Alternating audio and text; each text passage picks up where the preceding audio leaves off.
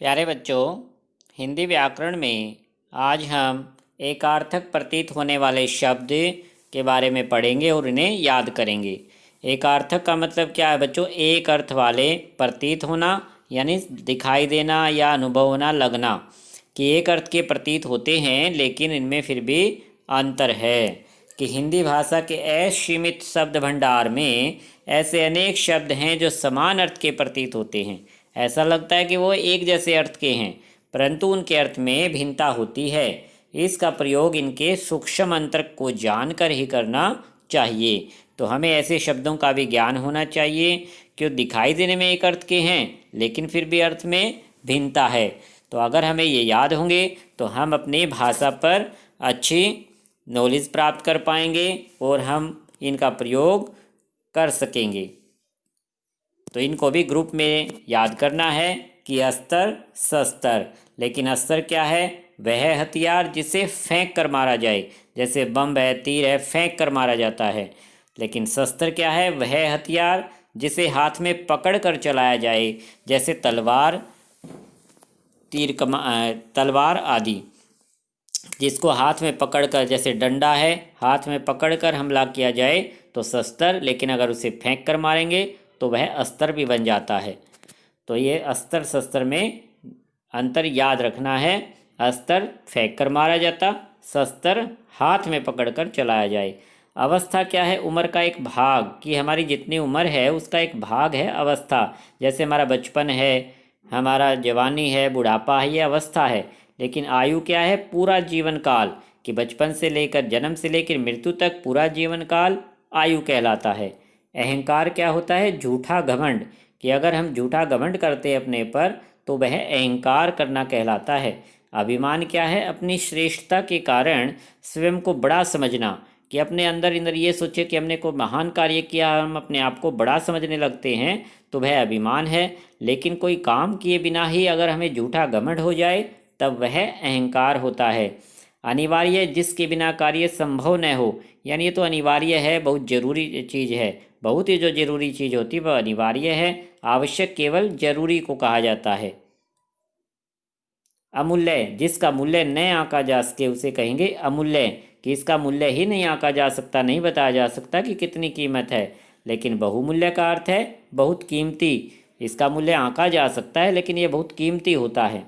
अपराध क्या है? कानून के विरुद्ध कार्य करना। और पाप क्या होता है? धर्म के विरुद्ध कार्य करना, कि कानून का तोड़ते हैं तो वह अपराध कहलाता है, और वैसे कोई अनैतिक कार्य, गलत कार्य करते हैं, धर्म के विरुद्ध होता है, तो वह केवल पाप होता है।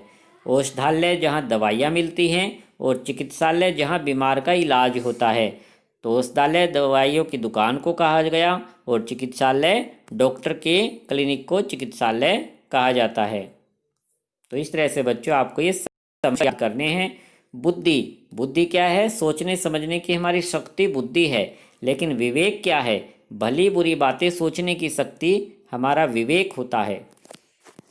तो थोड़ा सा अंतर है बच्चों इनमें, दिखाई देने में एक समान प्रतीत हो रहे हैं कि बुद्धि और विवेक लगभग एक ही चीज़ है, नहीं।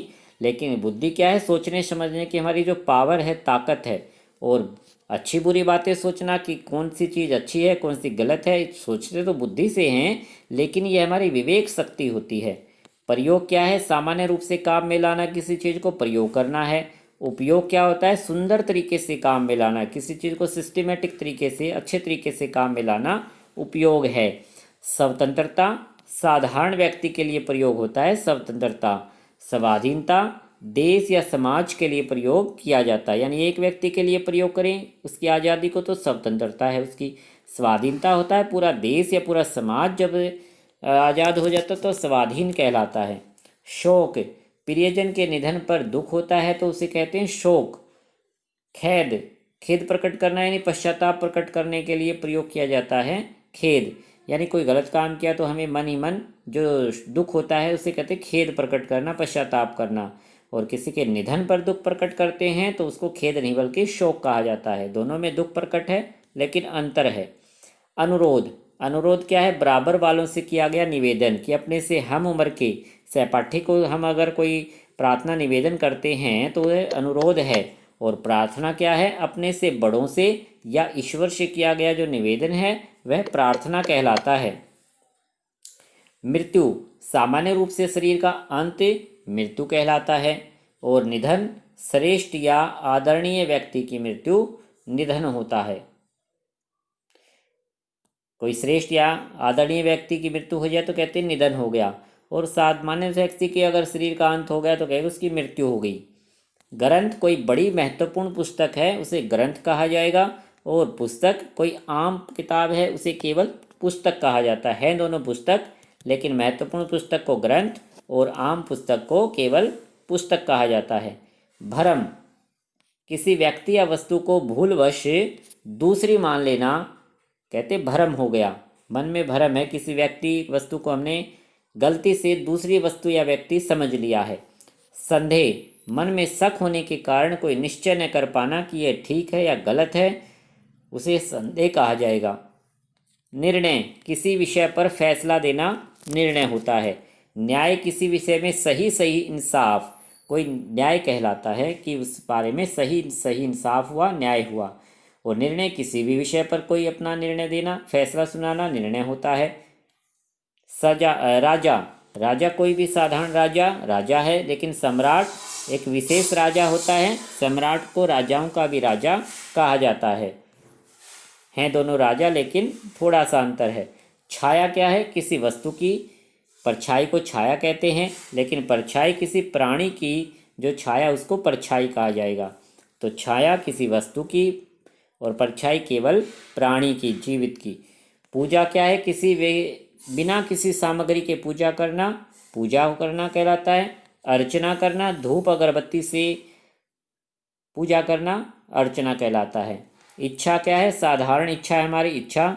अभिलाषा होती है, अभिलाषा भी इच्छा है, लेकिन किसी विशेष वस्तु की इच्छा, वस्तु को पाने की इच्छा अभिलाषा होती है। तो यहाँ तक बच्चों आपको इसे याद करना है। एकार्थी शब्दों को आओ दोहराएं को एक बार पढ़ लेना। पूरे पाठ का ये सारांश होता है कि इस पाठ में हमने क्या क्या बातें सीखी हैं। नेक्स्ट टाइम हम इस पाठ का अभ्यास करेंगे। अच्छा बच्चों, धन्यवाद।